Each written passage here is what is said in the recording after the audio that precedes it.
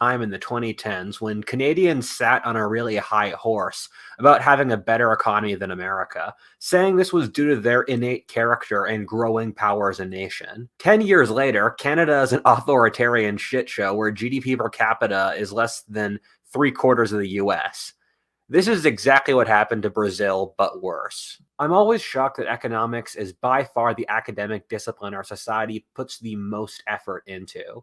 You see far more economists as a percentage of public intellectuals compared to other eras of history than there ever really have been. However, since economics has become tied to power, the discipline of economics has not really been free to do good research and merely parrots what their paymasters want. This will be a consistent theme in this video. However, one big thing that always shocks me is that in the era when the BRICS were super big, no one looked at resource prices. Brazil is fundamentally a colonial economy, as all of Latin America is in general, and as Canada or Australia are as well. Brazil is an economically important country, but largely due to raw material exports. Brazil is blessed with raw resources, especially iron, tin, and phosphate, and fertile soil, being one of the world's greatest exporters of cereals, soy, sugar, tropical crops, as well as beef. East Asia and Europe are both inextricably linked with Brazil economically. In the early 2000s, China was experiencing the most rapid economic growth ever in the history of the world, and the largest driving sector of the Chinese economy was real estate, thus resulting in truly massive prices for raw materials due to the massive surge from the Chinese economy. The Chinese used the equivalent of the city of Rome's concrete every single year for a decade, and in that same decade used as much cement as the entirety of the US's whole history. The Chinese also moved up from being starving peasants to being a real market for food and especially meat. The Chinese responded to the 2008 financial crisis in the West by having a massive production and construction binge in order to stimulate their economy, which worked remarkably well. So basically, what he's kind of alluding to, or he might be getting to, is basically that a lot of the growth that happened in Brazil is largely due to the huge construction boom and need of raw resources from China. Just China developing quite rapidly, and this is also one of the big booms that also happened for Australia as well, right? So I do believe he is right. He is right about all the stuff he's saying about raw resources and stuff, but I think it's a little off when it comes down to the agricultural side. They are large exporters and stuff like that, but not all the soil is that great and stuff. So they definitely do use a shit ton of like fertilizers in order to make that happen. So a disruption to any fertilizers and stuff could be a problem and stuff. But since we're over here on this side of the world in the Americas, it'll be a little bit easier for them to kind of grab it versus like you're on the other side of the world where it's not so easy to get fertilizers. But yeah, man. Boots on boots, a little off topic. Did you cover your thoughts on what will happen to the PHEX price upon launch? If you do, go watch it. I'm behind on your video. Yeah, I think I did mention a little bit in the Hex staking video and stuff. You want to check that out and stuff. But definitely, if you're in the Citadel, I will definitely answer the question for you and give you a nice response and stuff like that. For anyone who doesn't know and stuff, the Citadel is our one of our products and stuff that we end up doing. It is a chat group that we have for anyone that's in the Moon Gang and stuff like that. It's $100 a month. And here I can actually show you. I'm sorry. Let's see. Boom, boom, boom. There you go. Yeah, you can leave your email address here and stuff so you can get all your information there. But obviously, join the Citadel. It's $100 a month. Basically, what it is, it's a Telegram chat where me and Charlie, you can get more direct access to me and Charlie. It's one of the two chats we heavily focus on. We give our attention pretty heavily to the Citadel as well as the current crypto mindset course. Every Monday, you get a newsletter that details stuff from current events as well as fundamental analysis, technical analysis, on-chain analytics. We also chart 10 to 5 cryptocurrencies that we think are very important at the time. news event on them as well, and then just memes on top of that. It's a really great service, as well as it's one of the better places for people to join up and stuff right before joining a course. Every month that you're in the Citadel, you get $50 off the next course. So it's this kind of cool thing where you can be in the Citadel for a couple months and stuff. Let's just say 6 months, you'll get $300 off the next course.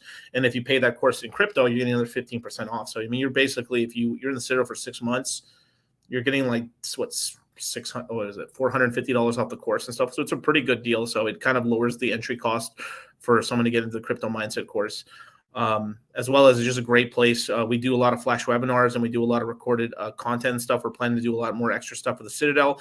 As the Citadel grows, more and more things are coming out for it. So I mean, it's an all around just great product. And we created it in order to actually be able to concentrate ourselves, because what ended up happening is that we ended up having I think we were somewhere at like 12 to 14 Telegram chats, and we wanted a place to kind of concentrate it in so we could focus more attention on it, just because it started getting a little like insane, but yeah.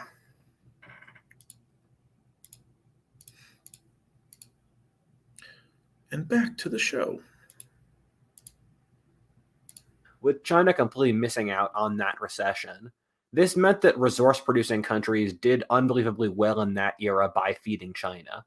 Due to this, Australia has not had a single recession in the last 40 years, and that's why Canada, for a bit, had a higher average income than the US. This applied to Brazil, which was flooded with immense wealth and hope. All of the resources Brazil exported were incredibly expensive.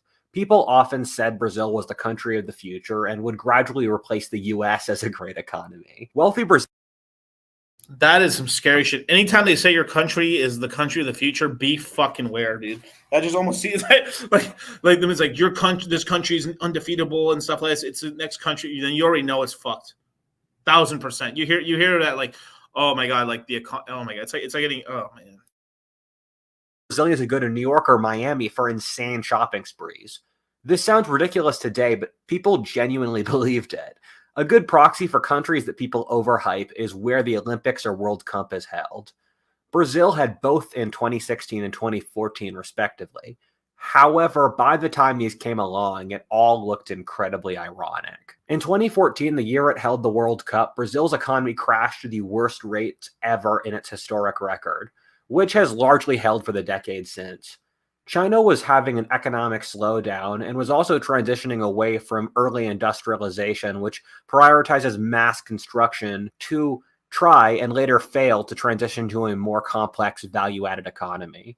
This crushed all the resource-based economies, including Brazil. Millions of Brazilians who had risen out of poverty into the global middle class horrifically slid back into it. At the same time, Brazilian President Lula, attached with 200 leading officials in government and private enterprise, circling around the Brazilian state oil company, was committing possibly the largest corruption case in the history of the whole world.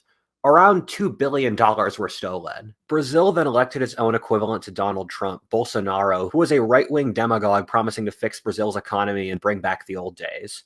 In some ways, it's very reminiscent of the US, where there was a tight 2022 election between two very disliked candidates, while the political environment felt extremely tense. Brazilian friends have told me it feels like a civil war could happen. Like America, the left, led by old President Lula, who we talked about before, was narrowly able to gain power. I don't think there was really any excuse for overvaluing Brazil in the early 2000s, except for the interests of these three groups mentioned before. If someone had read any Latin American history, they could see the predicament Brazil was in. All Latin American countries except Mexico are all in a... Yeah, so basically what he's talking about here is that a lot of the countries are kind of, I'm not saying like bananic republics, but basically kind of like a lot of these countries, in order to really control them, they were kind of made into just to specify into one industry. That way they could end up doing like it kind of like you're mid-maxing your country in a way. And a lot of this was done purposefully, but they mid-maxed the country, and a lot of stuff they mid-max it is in commodities, right? Which is like sugar, coffee, tobacco, and stuff like that, iron, a lot of raw commodities. So when these commodity prices are really high, these countries do fantastically well, and then when it's not doing so hot anymore, they crash really badly. And kind of what he's been saying is just because Mexico has finally become one of these developed nations where they just don't rely on they're more of a value add versus I would call it like, just strictly relying on commodity prices in order to fund their economy. But this has also been helped by the United States, obviously. It's not just Mexico by itself, but just is to it is.